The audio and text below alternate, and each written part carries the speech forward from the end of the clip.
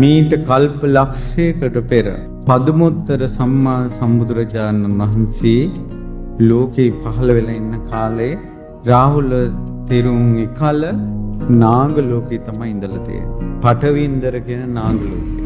ඒ නාග ලෝකේ ඉපදෙන්න හේතුවක් වෙලා තියෙනවා. මෙතුමා මනුස්ස ලෝකේ ඉන්න කාලේ ගොඩාක් දන් දෙන්න ආසයි.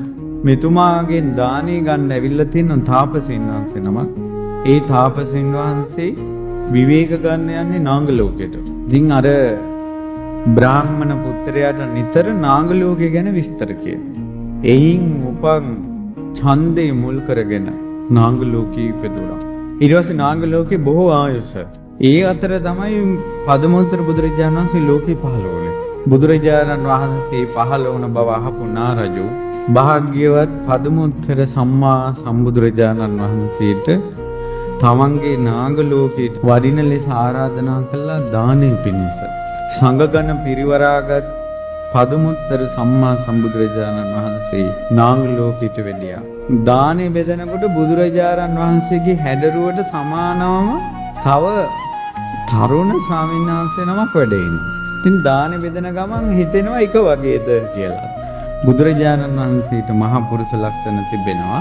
නමුත් ලාවට ඒ වගේ කියලා දැනෙනවට තව ස්වාමීන් වහන්සේ නමක්. ඒතර දැන් දානෙ බෙදලා ඉවර වෙලා නාරජු බුදුරජාණන් වහන්සේ දිහා බලනවා, අර ස්වාමීන් වහන්සේ දිහා බලනවා, එක වගේ කියලා. ඊට පස්සේ නාරජු අහනවා ස්වාමීනි මේ තෙරුන් වහන්සේ කවුද? ඊට පස්සේ කියනවා මේ තෙරුන් උපරේවත. ඉතින් මට හිතෙනවා බුදුරජාණන් වහන්සේ වගේ ගතියක් දැනෙනවා කිව්වා.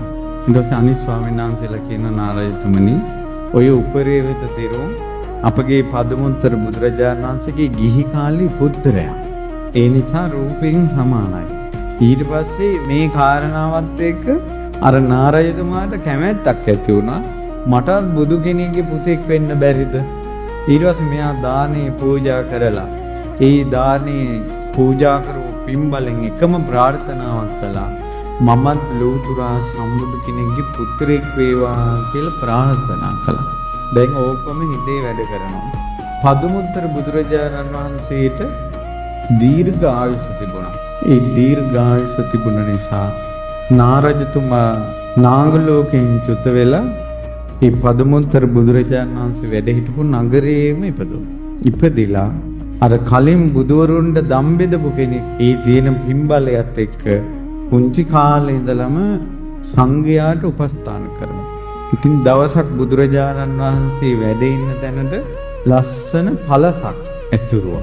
පාපීසක් අතුරවලා බුදුරජාණන් වහන්සේටත් මහරහතන් වහන්සේලාටත් පාපීන විදියට පූජාවක් කළා. ඉතින් බුදුරජාණන් වහන්සේ මේ පාපීස උඩින් වැඩලා මේ පළස උඩින් ඒ පළස පයට ගොඩාක් පහසුයි. ඊළඟට කැඩපතක් වන් සොඳුරු දැක්මක් තියෙනවා. ඒ කණ්ණාඩියක් වගේ කියන්නේ එච්චර සිනිඳුයි එච්චර ගානට තියෙනවා. බුදුරජාණන් වහන්සේට එතුමා එක පූජා කරලා තියෙන්නේ මේ පාපිස්ම දෙපා ඇති අය අතර අග්‍රම මුනිවරයාට පූජා කරමු පූජා වේවා. රාහුල මුනිදුන්ට විවරණ ලැබෙන්නේ මේ පාපිස්සක් පූජා කළා. බුදුරජාණන් වහන්සේ තුන් ලෝකෙට හිතසුව පිණිසයි සිරිපා තබන්නේ. ඒ සිරිපා දිසාවට නැමුණ අයට දුක් දුරු වෙනවා. සසරින් එතර වෙනවා.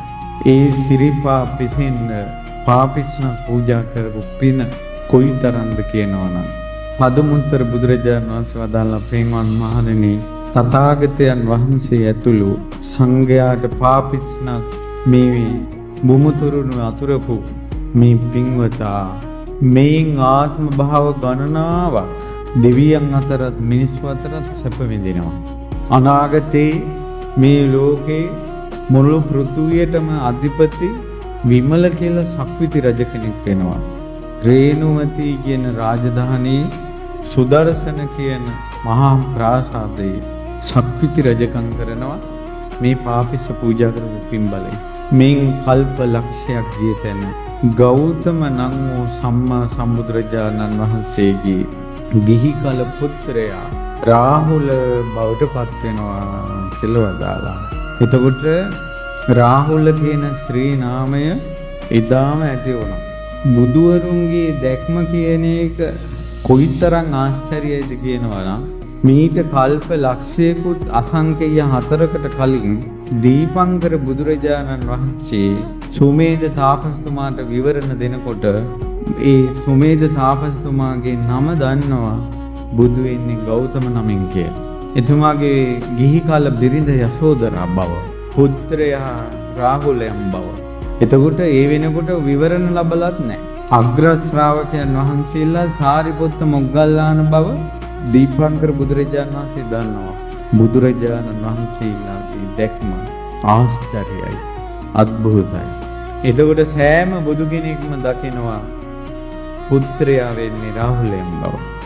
ඒත් එතුමාට නියත විවරණ ලැබුණේ පදුමුත්තර සම්මා සම්බුදුරජාණන් වහන්සේගේ ශාසනයේ ආර්ණ භාව දෙකක් ඒ ජීවිතේ උපස්ථාන කළා තියෙන බුදුරජාණන් වහන්සේට.